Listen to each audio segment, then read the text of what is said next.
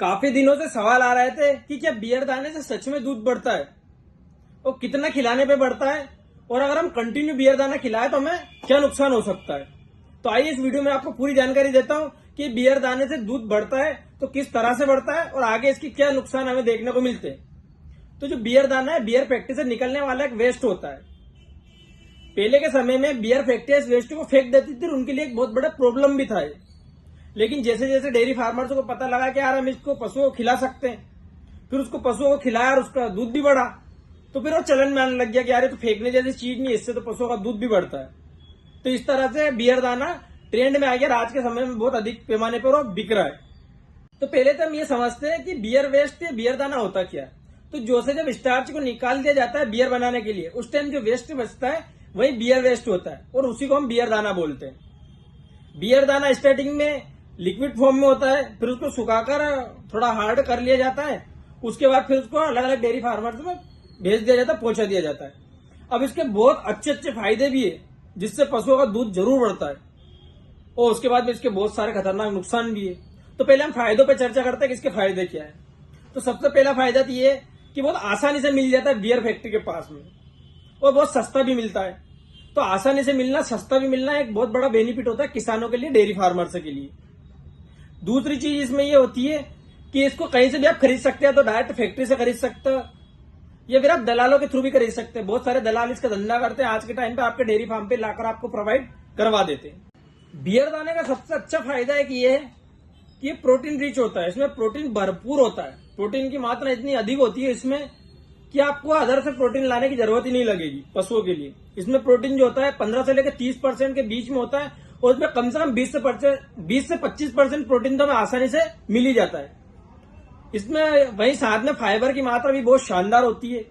इसमें सामान्यतः हमें 50% के आसपास फाइबर देखने को मिलता है, जो कि बहुत अधिक मात्रा में होता है। फाइबर जैसे कि फाइबर के बहुत सारे काम है, जैसे हम फाइबर के लिए पशुओं को चोकर वगैरह खिलाते हैं, तो उसका काम ये बियर दाना कर देता है। अब फाइबर का मेन काम है कि हाथों को मजबूत करता है, इसलिए पशु में हेल्दीपन रहता है, पशु इससे काफी मजबूत होते हैं। मतलब पशु के जो अंदर के हाथ है उनको मजबूत करता है, कि फाइबर का काम ही यही है, हाथों को मजबूत करना। तो इसका ये भी बहुत सारे बेनिफिट है, और फिर बहुत अधिक मात्रा में भी होता है। 50% इसमें फाइबर होता है, वही प्रोटीन इसमें 15 से 30% के बीच में हमें देखने को मिलता है। दूध के लिए सबसे जरूरी चीज होती है फैट। इसमें फैट की मात्रा भी इतनी भरपूर होती है कि 8 से लेकर 10% फैट इसमें होती है, जो कि बहुत अधिक होती है। तो जो भी दूध का धंधा करते हैं उनके लिए सबसे मेन चीज फैट ही होती है दूध में। तो दूध फैट की मात्रा भरपूर होती है। तो इन सारी चीजों को मिलाकर पशु में दूध में वृद्धि जरूर होती है। एक और खास बात मैं आपको बता दूं इसमें, जो कि सबसे ज्यादा जरूरी है पशुओं के लिए, इसमें इष्ट की मात्रा बहुत अधिक होती है, जो कि पशुओं का भोजन पचाने में सहायक होती है। पाचन क्रिया को सुधारने में, पाचन क्रिया को सुचारू रूप से चलाने के लिए हमें इष्ट की बहुत ज्यादा जरूरत होती है। लेकिन इसमें इष्ट की मात्रा भी होती है। इस वजह से पशु का जो भोजन खाता है, जो भी हरा चारा सूखा चारा खाता है, वो जल्दी पचता है, अच्छे से डाइजेस्ट भी होता है, और ये बहुत बेनिफिट करता है। तो एक फायदा ये भी है, और बहुत अच्छा फायदा है इसका ये।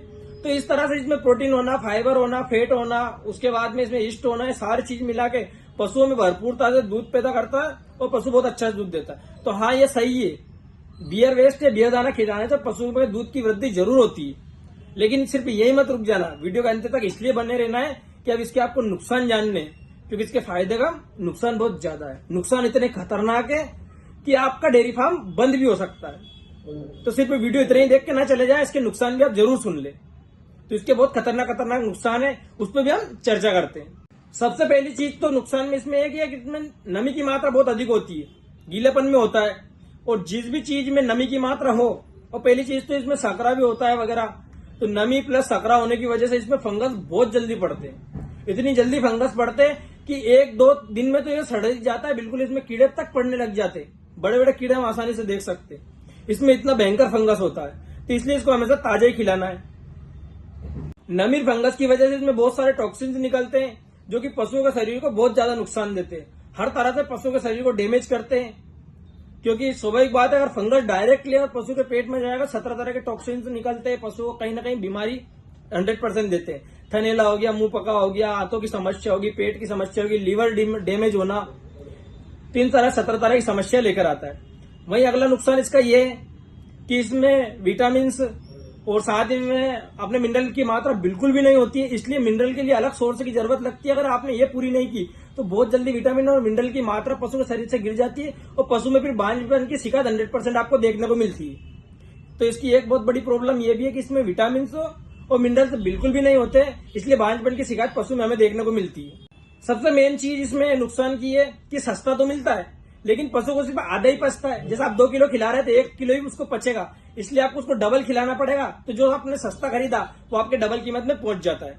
तो इसके मैंने वही बताया था, इसके फायदे का नुकसान बहुत ज्यादा है। विशेष करके जो किसान भाई इसको खिला रहे हैं उनको पशु में विटामिन और मिनरल की पूर्ति अलग रूप से करनी पड़ेगी, वरना आपके पशु में थनेला जैसे रोग, खुरपका, मुंह पका जैसे रोग, क्योंकि पशु में कुछ भी चीज की कमी आती है सारे रोग हावी हो जाते।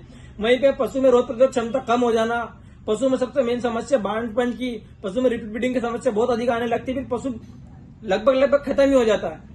इस तरह से कई लाखों के डेयरी फार्म बंद भी हुए बियर दाना खिलाने से। आज के टाइम पे उनको एहसास हो रहा है। जिन किसान भाइयों का इसके एहसास नहीं होता है इसकी कमियों के बारे में, वो इसलिए नहीं होता है कि जो बियर दाना है वो बहुत लंबे टाइम में नुकसान करता है। इसलिए जो आज किसान भाई इसको खिला रहे हैं उनको रिजल्ट देखने को नहीं मिलेगा कि नुकसान क्या हो रहा है, क्योंकि ये स्लो पॉइजन का काम करता है, धीरे धीरे पशु को खत्म करता है, पशु को बहुत कमजोर कर देता है, पशु को लीवर डैमेज कर देता है, पशु मतलब प्रेग्नेंट हो ही नहीं सकता, इस तरह की बीमारियां पशु में पैदा कर देता है। एक चीज और भी देखी मैंने, किसान भाई को इसको सस्ता मिलने के चक्कर में अंदर दूध खिला देते हैं, पूरा वही डाल देते हैं, अदर पशुआहार बंद ही कर दिया, खली बंद कर दी, दाना बंद कर दिया, सब बंद कर दिया, सिर्फ यही खिला रहे। बहुत बड़ा नुकसान है इसका। मैं बोलता हूं आपको कि इसको 20% से ज्यादा बिल्कुल भी ना खिलाए। 20% भी बहुत ज्यादा है, पर 20% से कम ही खिलाए आप, अगर आपको खिलाना है। वैसे तो मैं बोलता हूँ इसको खिलाना ही क्यों, इसके अलावा बहुत सारे सोर्सेज है, पहले भी कहा खिलाते थे हम, लेकिन अगर जो भी खिलाते हैं, बहुत सारे जिद्दी किसान नहीं हम तो खिलाएंगे, तो खिलाओ, लेकिन आप उसको 20% से ज्यादा मत खिलाओ। मैं तो बोलता हूँ एक पशु को आप 4 किलो दो बहुत है, इससे ज्यादा दो ही मत ही। और दूसरी चीज जो दे रहा है फिर उसमें एक चीज और भी ऐड करेगा, जैसे विटामिन उसमें नहीं है तो वो विटामिन के लिए कुछ और सोर्सेस दे पशु को। उसमें मिनरल की मात्रा बिल्कुल भी नहीं, मिनरल के लिए कुछ मिनरल मिक्सचर वगैरह कुछ भी दे, मतलब जो कमियां उसमें है वो अलग से हम पूरी करें, तब जाके हमें थोड़ा बहुत इसका फायदा देखने को मिलता है।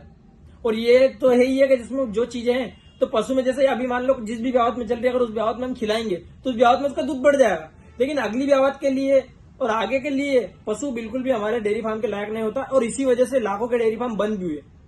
तो जो भी बियर दाना का सपोर्ट करते हैं, या तो उनको इसके बारे में जानकारी नहीं है, या वो किसी भी दलाल के चक्कर में आ गए, उन्होंने उनको गलत जानकारी दे दी, या फिर और मैं वैसे ही बोलता हूँ बियर दाने का रिजल्ट लंबे टाइम बाद पता लगता है, तो आज तो आपको फायदा ही दिखेगा उसको, क्योंकि दूध बढ़ रहा है, नुकसान तो आपको बहुत बाद में दिखेगा। तो सभी दोस्तों यही कहना चाहता हूँ कि कोशिश करें कि बियर दाना ना ही दे पशु को, और अगर आप दे तो फिर आप उसको लिमिट में दे, लेकिन देना ना देना तो आपके ऊपर है। मैंने उसके फायदा नुकसान आपको दोनों गिना है। तो उम्मीद करता है वीडियो ज्यादा से ज्यादा पसंद आएगा। हर किसान भाई तक, हर डेयरी फार्मर्स तक ये वीडियो जरूर शेयर करें आप, ताकि कभी वो भी बियर दाना गलत तरीके से खिला रहे हो या खिला रहे हो तो वो भी समझ जाए, वरना उनको भी बहुत बड़ा नुकसान हो सकता है। बहुत बहुत धन्यवाद।